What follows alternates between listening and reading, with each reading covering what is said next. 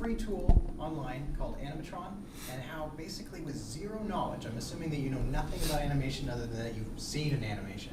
And at that point, we're gonna go through how animation is put together and how we can take some of our ideas and bring them to life. My goal is by the end of this workshop that you already know how to animate your own little short film. So basically we're gonna have points where we're gonna have little questions and answers, but just have your minds open, and if something is nagging, you have something that, hey, you wanna ask about, just ask away. So I wanna start first just getting to know you guys a little bit. So I wanna start from the beginning of the room and just give me your name and then tell me what's your favorite animation or animated character. So I'm gonna start from the back, because I figure it's give everyone up front a little more time to think. So what's your name? Well, let's start from here. What's your name? Sierra. Sierra. And what's one of your favorite animations? Animations. Sorry, say again? Wolves. Oh, is there a film that you like, a specific film? So you like wolves, okay. Wolves. All right, wolves. Okay, what about you? Isabella. Isabella? Dragons. You like dragons, okay. Dragons, okay, dragons. Do you have like a favorite animated dragon character that you like? Not really. Okay. Okay. All right. How about you guys? Hello? How about you? Max. Max? And what's one of your favorite animations?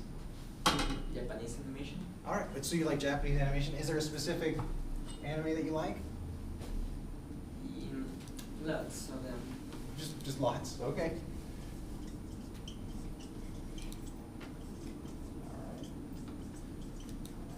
Okay. How about you, buddy? Ephraim? And what's one of your favorite animations?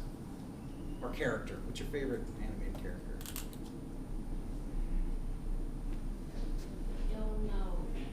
You don't know? All right. All right. Well, you're young. How about you? I'm Rebecca. Okay. It's a short film called The Reward. It's called what again? The Reward. And what's the reward? What style of animation is it? Hand drawn. Say again.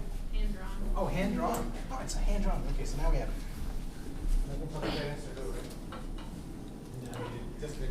Yeah. How about you? We got a couple. Pavan Chopra, and I don't know if I have a favorite, but I would say Nemo's dad. Oh, Nemo. Can relate to the guy. Oh, Nemo. So you like Nemo's dad. All right, so Nemo. Nemo's dad. Isn't it Marvin or is it Marlin? He's a Marlin, right? Yes. Yeah, okay. Yes. Nemo's dad. I can't wait till the sequel comes out for Dory, Finding Dory. How about you, buddy? Puppy Conch. Okay. I like dogs. You just like dogs? Like, is there like a favorite animated dog you like? No, okay. Dogs. Okay. And how about you? I'm Maker. Mayor. My favorite character is Coraline. Coraline. Yeah. Nice. Okay. Coraline. So what kind of animation is that? Do you know? That's it's like I don't know. It's clay and Stop motion animation. Yeah. Stop motion. But yeah, but there's a little bit of everything in there. Yeah. Yeah, but it's actually was done here in Portland in the Leica studio. How about you? My name is Manan, and I like Mickey Mouse. Mickey Mouse. All right, a classic Mickey Mouse. All right.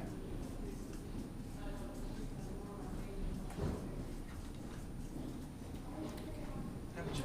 I'm Aika, and I like Say again. from Olaf. Olaf. Oh, Olaf. Yeah, from Frozen. Olaf. Okay.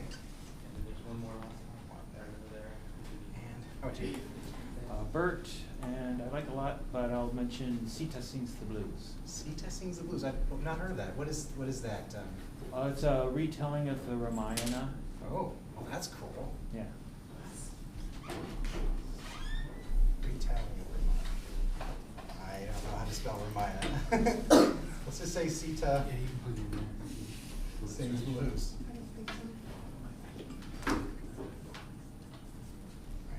I'm Arno, and I like Minecraft stuff, and I like stop motion.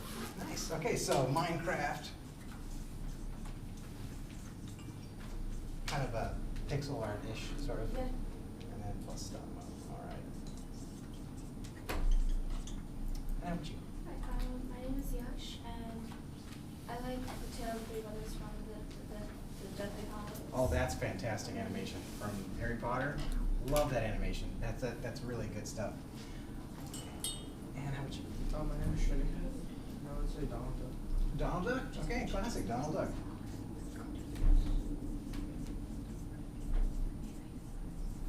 And how would you? My name is Jessica and I like Dory. Dory. Another good Dory. Okay. Okay, so this right here is just it's my icebreaker. I like us to kind of at least think about, when it comes to animation, I think it's good to think about what we like. And what we're going to do is we're going to decode, kind of break down what comes into an animation. So I'm going to circle certain things that are kind of traditional animation, like so the hand-drawn. We have, well, Japanese animation is hand-drawn, Mickey Mouse. I have not seen this movie, so I can't say that. Minecraft, that's very computer. Sometimes I've seen Minecraft animation done in both like 3D style and 2D, so I'm going to circle that as well. Donald Duck. So these particular ones that I'm circling, these are hand-drawn styles of animation. And we're going to go through a little bit of the history of animation so we get an idea, basically a frame of reference. So animation. So animation is old. Animation has been around for over 100 years.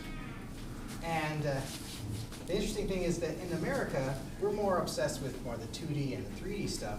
But in Europe, what's always been big is stop motion stuff. It's always been really big. And which is interesting because here in Portland, we're stop motion. We are just like obsessed with stop motion animation. Lots of really great studios in Portland that do stop motion animation. So all animation, what it is that it starts in these 4 steps. It starts with, you have your idea, your script, your storyboard,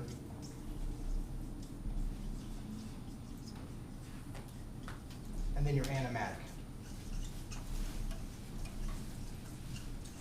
Okay, so your idea, you have an idea, you have a story you want to tell about a puppy, a wolf, a dog, or whatever it is. Then you have to learn how to translate that idea so you can put it in script. And this is important because just because you have an idea, as far as the copyrights go, I don't know if you guys, this has any interest to you about copyrights, but you can't actually copyright an idea. You don't own an idea. That you can only own the expression of the idea. So for example, if I came up with a story about a kid that went to a magic school and he had a scar, that sounds like Harry Potter, right? Not if I change his name, not if I change the school. So this is an important thing to think about. You have to know how to express your idea. And so there's this whole art form to script writing. And so you need to learn how to take your idea and put it on paper. Now I'm not going to be rigid about this, but the more you can think about how you can tell your stories, the better storyteller you'll be. Just because, a lot of times people focus so much on your art, which is great, but you need to visually be able to communicate that. So then you take your idea to your script, and then you go into a storyboards. Now storyboards, if this is new to you, a storyboard is kind of like a comic book, and where you have a sequence of art. So say you have a ball that's dropping. Tell me if you can't see this. And the ball hits the ground, and the ball bounces up. And so this is the story of the ball. It drops, it hits, it bounces back up. Not very interesting, right? Well, the storyboard is the artist takes the script and they translate it, so it makes sense. And it's important because the artist, they have to take their imagination and they take it to this person's imagination from this person's imagination. So we're all working together in what's called a communal art form. So a communal art form it's not a lot of stuff is like this. So a lot of people will go and they'll paint a picture and it'll just be by themselves. But animation is about working with other people. The best animations involve hundreds, if not thousands of people working together. So the tools I'm going to show you, you can kind of be a one-man or one-woman band, but think about that. Whenever you feel overwhelmed, like your idea just doesn't come in together, remember, you're looking at work of like hundreds of thousands of hours by hundreds and thousands of people coming together with these ideas that have been fleshed out. So anyways, so from that point on, you create what's called an animatic. And an animatic it's usually ugly. It's usually like what's called pencil test. It's really rough. And they'll take the storyboards and they'll time it. And they'll say, okay, this is how long it's going to be. when you're doing like, say you were to shoot a friend's birthday party on camera, and you're like, well, you don't know when the birthday party's over, so you just hit record, right? Well, it's not that way with animation, because in animation, it's expensive. So you can't just say, well, we're just going to be done animating when we're done animating. That's why you have your script, which is a blueprint, and you have your storyboards, which maps out all the important things that you want to say, and then from that point, you start timing it out. So we're gonna touch just a little bit of this, but understand this is the 4 steps that happen in all animation. In 3D, there's a few more steps, and in stop motion, there's even more steps than that. Stop motion animators, I mean, they have the patience of Job, and they have to kind of like love to just do tedious things, because when you're doing stop motion animation, you take a puppet and you move a little finger, and you might work an 8-hour day and do half a second of animation. So we're not going to do that. We're going to probably do about 3 seconds in 20 minutes. So we're going to be working fast. Okay, so this is just some of the idea that happens when it comes to animation. I would like a volunteer. Yeah, I forgot your name. Yash. Yash. All right. Could I have you draw a smiley face?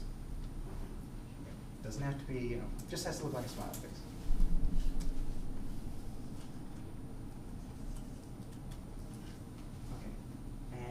You want to give it a head. Okay. Do you mind staying here for just a second? Okay. All right, so this is a smiley face, right? Okay, now let's add a nose. Is this still a smiley face? Now let's add ears, hair, and mustache.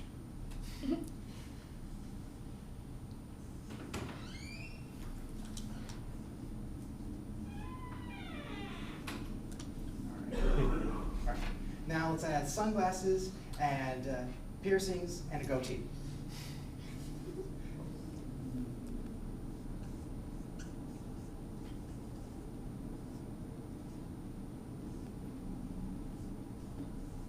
All right, excellent. All right, now is this still a smiley face? Yeah. Yes, but what's happened to our smiley face? We've complicated it.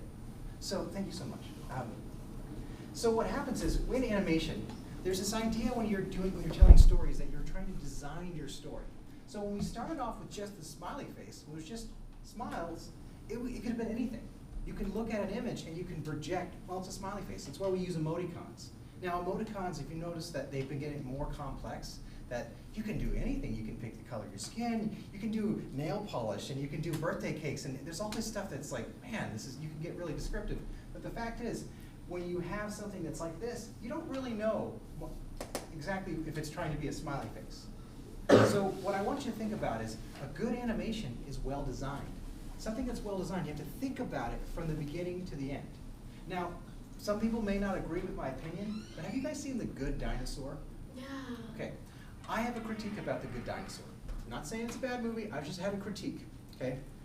Did you find that the character in The Good Dinosaur didn't fit with the backgrounds? The character in The Good Dinosaur was cartoon, was kind of the Pixar quality that you expect, right? But the backgrounds were gorgeous. I mean, the backgrounds could have been shot with film. They look so real. You have to think about that. It takes people out of your story. And so what I want you to think about is, we're not just becoming animators, but we're becoming designers. We're thinking about telling the story. There's a couple other things I want to mention. When you think about animation, you're trying to get people to pay attention as quick as possible. So you want to use every single frame. So there's a little bit of psychology that goes into that. So we don't just draw things because they're interesting. They mean something to you. So when we put the mustache and the goatee and all that little stuff like that, that character could be anything. That character could own a vegan ice cream shop. I mean, that's the character that we have. But so when you think about your characters, think about every single thing that are designed. Another way to think of this is that, because we're just creating animations. We're moving one thing for the other side of the room, but we think about your character like they were auditioning for a part. If your character was real, and they went down to a casting couch in Hollywood and said, hey, I want the part as the villain in this Disney movie. Well, do they look like that villain's part? And so that's something I want you to think about. As we go, we're going to be looking at different assets that the software has. Does this character fit the story? think about your story, and all of this will make sense more in the end. And that's something that you start realizing having a good taste for things is something that takes time. Okay. I want to go back just a little bit further. When it comes to animation, there's quite a few books. I mean, after we get through, basically, after we go through all this, there are so many resources here at the library that will help you. This is where I first started my journey with animation, was at the library. And I read every book I could about Walt Disney. Walt Disney, interesting thing is when he was, I believe, 5 years old, he got in trouble because he found some tar, and he decided to paint a pig on the side of the house. And as he was painting this pig, his dad caught him, and it wasn't even finished, and his dad caught him and he got in trouble. And it stayed there because it was tar. And then, he was 5 years old. So sometime later, his grandma comes to visit, and she goes, hey, that's actually a pretty good pig for a 5-year-old. That's a pretty good drawing. So she gave him some pencils. So think about your journey's gonna start, everyone starts from somewhere. So don't feel overwhelmed, don't feel intimidated because you're not there. And remember, animation, there's hundreds of people working on projects, but I want you just to kind of start from a safe place. Know that right now every idea is good. Every idea is great. So as long as we're not hurting people or offending people in this public arena, but every idea is great. Okay. The other thing, so we'll talk about is when it comes to animation is storytelling. And at the very, very basis of who we are, animation is supposed to connect with people. It can be complex ideas or it can be simple ideas. It can be gag-driven, where you're watching just a puppy get, slapping someone around, all these goofy little things, or it can be this really deep and meaningful stuff. So don't feel limited by animation, and that's something I just want to throw that out there. Some people feel like they have to tell comedy. If you don't feel like you're a super funny person, that's fine. Tell a story that's unique to you. And so when we get into this, this is going to be stuff, basically homework after the class. But I would love to encourage you to think of how can you tell your unique story through this animation that we're learning now. Okay. All right. So in animation, there's these different principles. They're called the 12 principles of animation. I'm not going to go over them because they're quite a bit of time. You'll be learning from the rest of your life. But there's one I want to talk about. It's called the persistence of vision. And so how does animation work? This is basically how do we see animation? So, okay, our eyes and our brain, so back here, let's say, imagine there's a brain back here.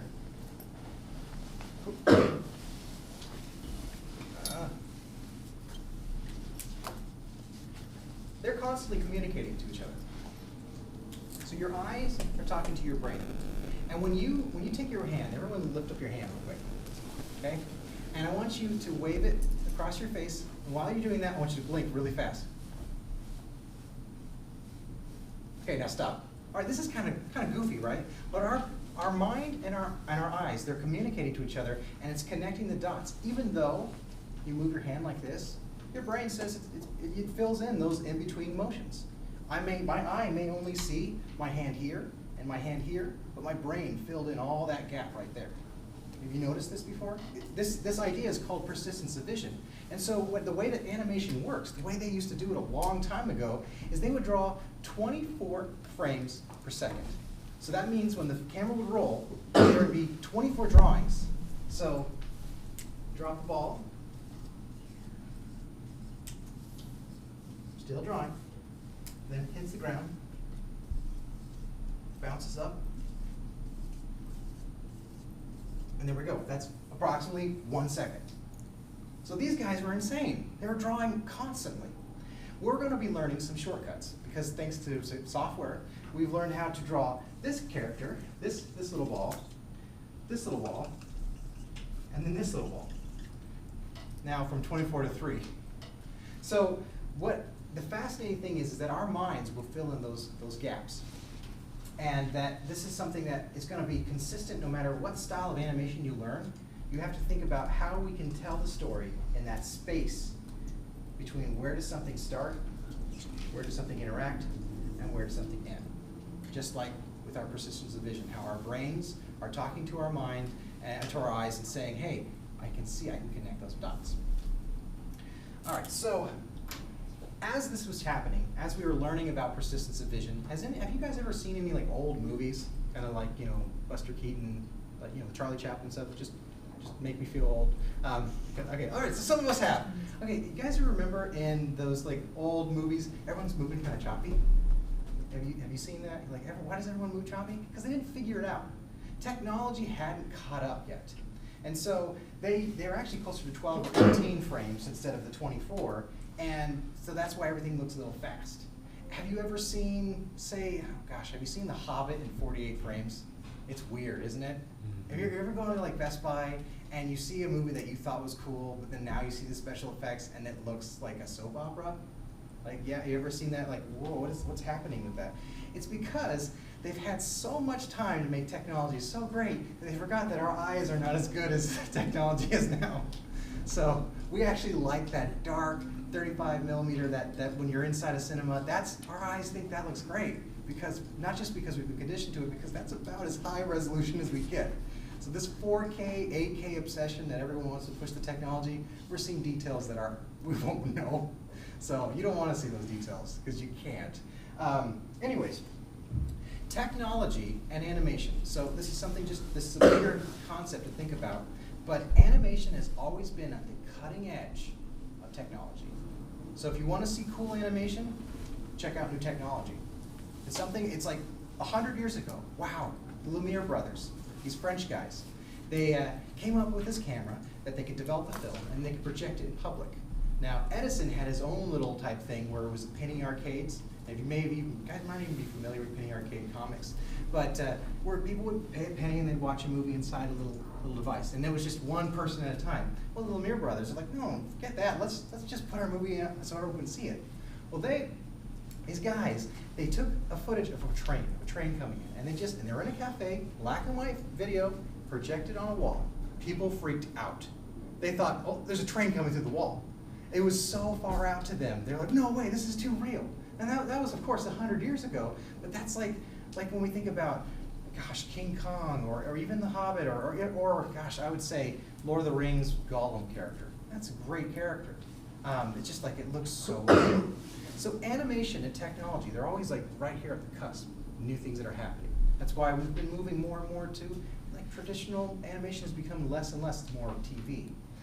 And so think about that. If you want to grow as an animator, then having your ear to the ground to technology is going to help. So, okay, last thing, and then I think we're going to dive into the software. So this is a little bit of my backstory. My name is Jesse Bray, and I am not of relation. I actually did an ancestry thought, and I thought I was loosely related to this character. His name, J.R. Bray.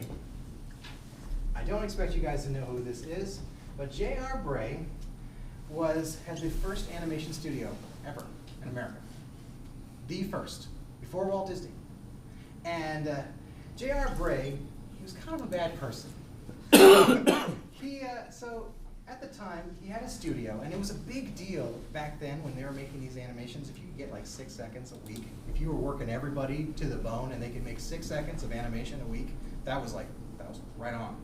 People didn't like it, but he decided to go to this guy's named Winsor McCay, which if you have a pen and paper, have a chance to write this down. Winsor McCay is the most amazing animator, not just for his time, but I believe ever. Winsor McCay came up with all the really great tools before J.R. Bray tried to rip them off. And he came up with this character called Gertie the Dinosaur. Winsor McCay had this really cool act where he would go to what's called vaudeville, and he'd have this dinosaur. He would play and talk to his dinosaur. Here's an animation that he had drawn before. This is 100 years ago.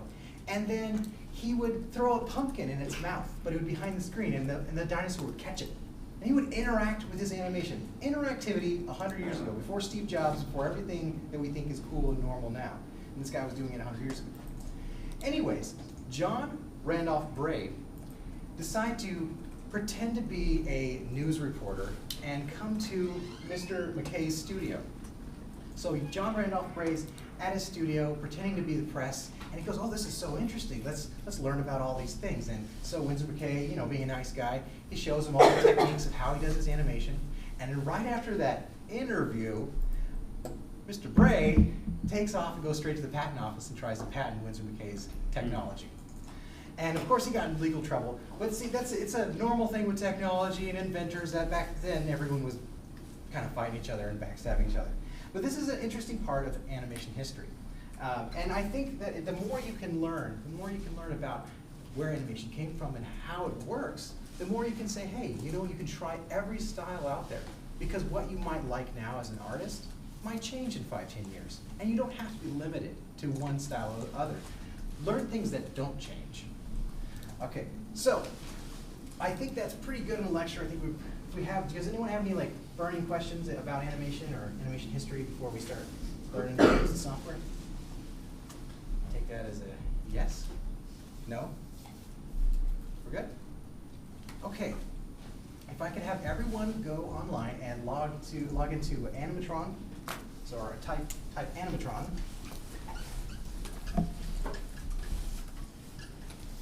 Okay. So let everyone let me know when you're there. Raise your hand if you're having trouble. Just if you're having trouble.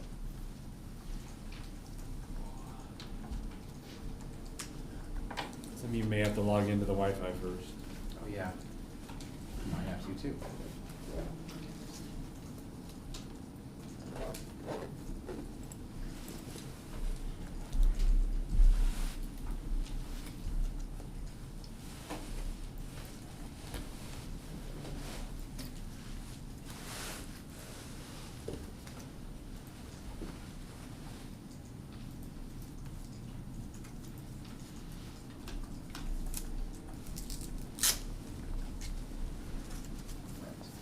Okay.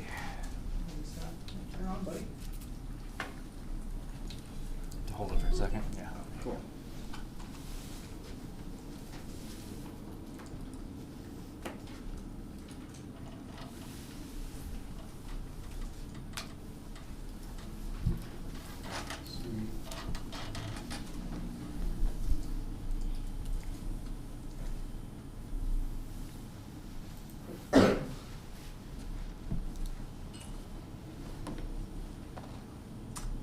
So as this is warming up, I want to talk to you a little bit about what Animatron is. So Animatron is a, oh, go ahead buddy, you need some help? Yeah, the Wi-Fi is. Oh, okay then.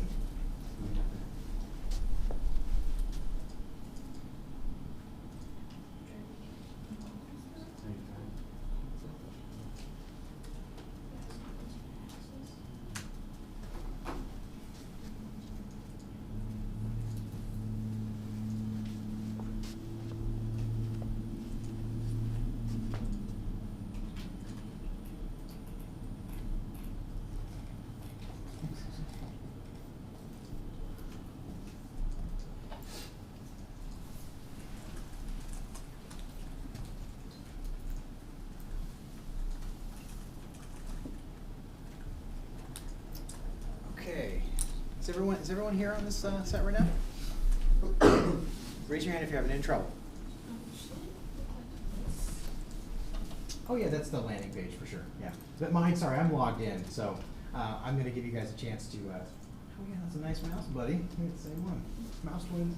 All right, anyways, yeah, I'm gonna give you guys a chance to log in and make an account soon, but I just wanna get your minds ready, talk a little bit about what this site does. Okay, so what is Animatron? Animatron is a online, like basically a cloud-based. Does everyone know what the word cloud when I say the word cloud? So it's online. If you would have told me cloud like 5-10 years ago, I'd be like, what are you talking about? There's no cloud, it's just someone else's computer. That's the truth. Okay? It's no heaven for software. Anyways, so this software here is, it's kind of like Flash. Are you guys familiar with Flash animation? So what we're going to be learning, so all the different types of animation is we're going to be learning how, it's different than hand-drawn animation, but we're going to be learning how to make beautiful puppets. So this is not beautiful, what I'm drawing right now, but I'm going to show you. Basically, it's called a rig. And so what you do with Flash-type animation or Animatron-style animation is that you create a puppet. So you draw a face, you draw a body, you draw arms, and legs, And we're gonna move it, we're gonna rig it around and have it do great stuff for us. And so the more elaborate you do your puppets, the more detailed and more illustrated your puppets are, the more you can do with them. And this is something that we've learned to be more economical when it comes to animation. A long time ago, there was a studio called UPA, and they also had a similar style, like with Hanna-Barbera. They had Yogi Bear. You guys familiar with Yogi Bear or Fred Flintstone? And that time, in the 50s and 60s, they started realizing that you could get away with, instead of drawing the 24 everything beautiful with the Disney, it's called illusion of life kind of style, you could get away with doing what's called cycles. And cycles would be like, you draw the character like this, but then you would just have his legs spin. So that would be one cycle. You just have to draw the legs a bunch, but the body would stay the same. Or you just draw the head the same, but the mouth would have different movements. And so you're being kind of economical. So the nice thing about this style of animation is that we're kind of being puppeteers too. We're designers, we're animators, and we're also a little bit of puppeteers, just digital puppeteers. And the term rigging, this is a very high level thing, so I don't expect you guys to totally get it, but rigging relates to 3D and 2D and even, of course, puppetry as well, but it relates to how we create what's called biomechanics. So when we get into this, when I show you some of these characters, you're going to realize that some of the characters may not work the way you want them to work because they haven't been rigged correctly, or someone hasn't cut them up and rigged them yet. And so what that means is, so we look at my arm. You guys see my arm? If I was to move my arm like this, that's great, but I can't move my arm independent of my shoulder. That's just where it's connected. So that's what a good rig does, is you're telling the puppet that I want you to connect here, and I want you to be able to move like this. So I can move my arm like this, but I can't move my hand independent. I can't just put my hand over here. It's connected. And so that's something we're going to be thinking about when we build beautiful rigs and beautiful puppets. And a lot of these characters we're going to look at actually are available to you, already have like cool rigs that you can play with. But if it doesn't do what you want to do, just remember it's probably because it hasn't been cut up to the level of puppetry that you want it. Okay. All right, and so this is the other thing about animatron I want to talk about is animatron is collaborative. So what I mean by that is that if we all logged into one project, we could all work on it at the same time. No other software company does this, not to free to everyone else. The closest thing is a company called Toon Boom, based out in Canada, and they do big productions, super expensive software. This is free. Because all of us could get on the same project and we could all draw our own amazing epic movie, which I would love to have a project like that where everyone just gets involved. And that's something that no one else has figured out yet, but they have. It's also called web HTML or web ready animation. And what that means is that you can go and look at your animation on any device. Doesn't matter if you're Android or Apple, doesn't matter where it is, you can look at it on any device and you can play it. So let's actually preview a couple of animations.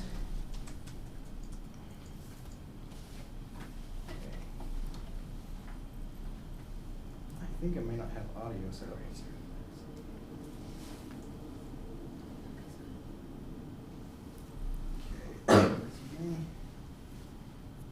So for example, this animation here, this artist, let's go back. So this artist, he drew this cool character, and then he said, well, I want to add some arms, and I want to add a mouth, and I want to add these other things, and I can put them in, I can slap them in later. You find that this artist is really cool. He also uses the same same designs for other things. Like he uses a lot of the same mouths and eyeballs, so you only have to draw it once.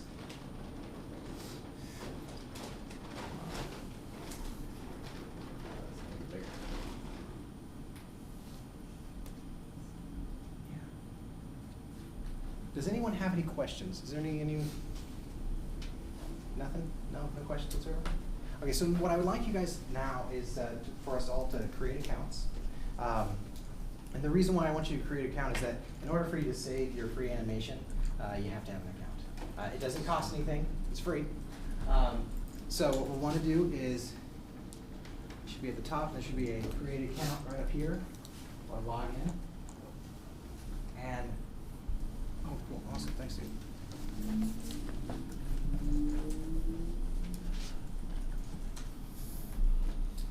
So everyone, if you can all start on that, and then just raise your hand if you're having any trouble. Okay. Show you some of this. That one I made.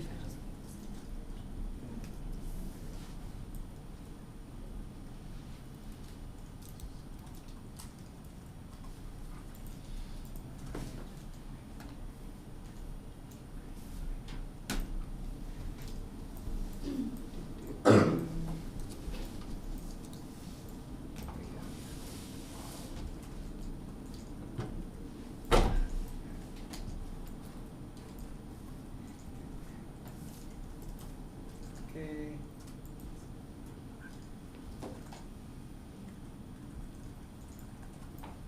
Should have audio. Hmm.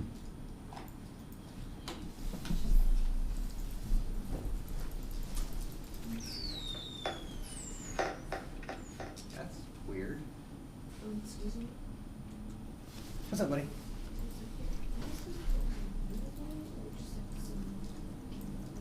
I don't think anyone's gonna know if you don't put your real name. I mean, just put your real email though. That way you can log back in. Your nickname, Superfly.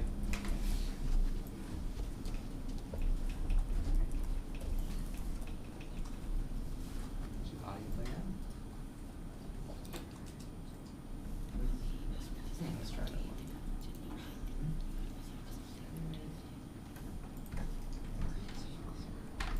Try this one.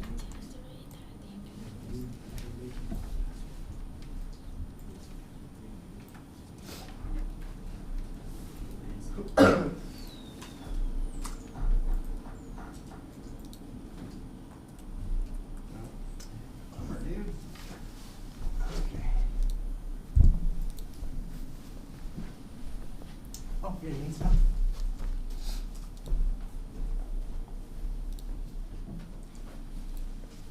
I'm signing, so I'll sign up right there.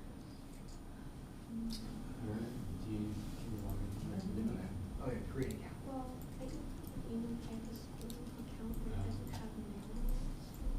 I just need an email. Yeah. Oh, yeah, you have an email address? So, okay, so you create an account, it should open. That's weird.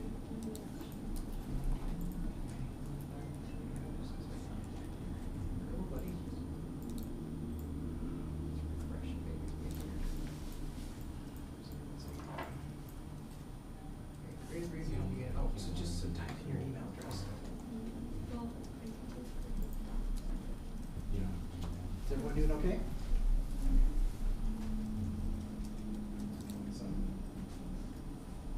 Okay, so once everyone is logged in, then we're gonna start diving into animatron. But I just need to click on the link once they get there. Yeah. Once we've all signed A in. couple of them don't have email. Oh, no one has an email address. Okay, you can click to create animation, just it won't be able to save your animation. So, and it might have a little error that pops up.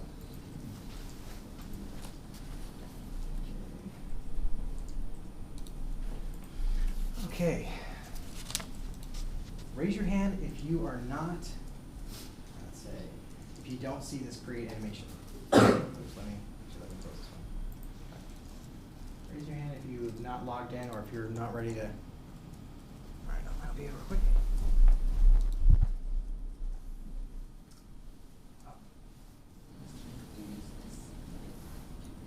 Okay.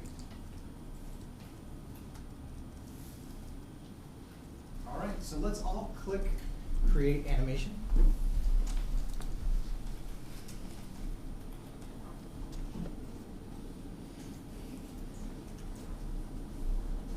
Okay. I'm going to give you a little bit of the anatomy of what this is. Are you using?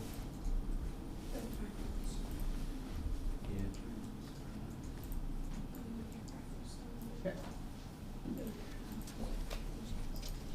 Is everyone to this screen? Raise your hand if you're not at this screen. It's just loading. Oh, it is, okay.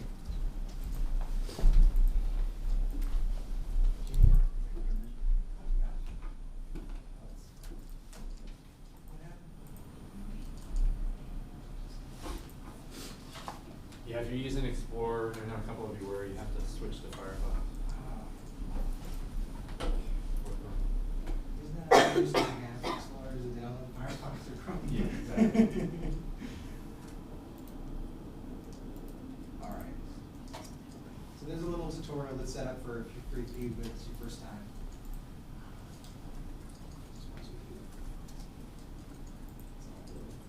All right, so if you're seeing the tutorial, this is what I'd like you to do. Is I'd like you to, you see this plus button right here? Everyone press this plus button. Can I just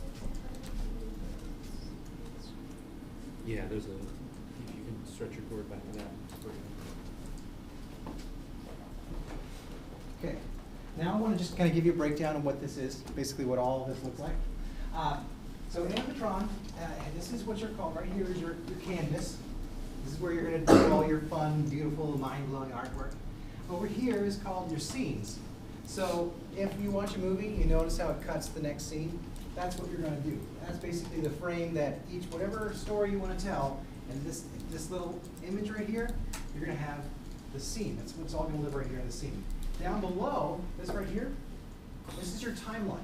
So this is where we're going to drag stuff and move it across the screen. This is going to tell us, so right now this like 0, 0, it's 0 seconds, and we have 2.5 seconds, and so forth, and so on. So that's basically how we're going to know where our art's going to live in time. Because we're not just telling a static image, we're telling stories in time. All right, over here on your left, it opens up what's called the marketplace. And the marketplace is not anywhere that you're actually paying for. It's actually free. But you have animated sets, shapes, sound effects, backgrounds, audio tracks. All this stuff here is free for you to use. So it's really fantastic. Over here, we're going to go through these tools. These right here is for everything from the direct selection tool, grabbing your art, dragging it on place, how to draw stuff, the text, and so forth. So does anyone have any questions? Raise your hand if you're having any trouble, if you're not here, if you missed it or you fell asleep. All right, okay, we good? Okay. So let's go into the marketplace. So let's click on animated assets, animated sets. All right, let's click on characters. All right, ooh, here's a character I made. I know it's a little self-serving, but all right, I made this character. Let's click and grab the background and put it. So if you want to zoom in and zoom out, press Z and X. So does everyone have the lumberjacks in Tranquil? No.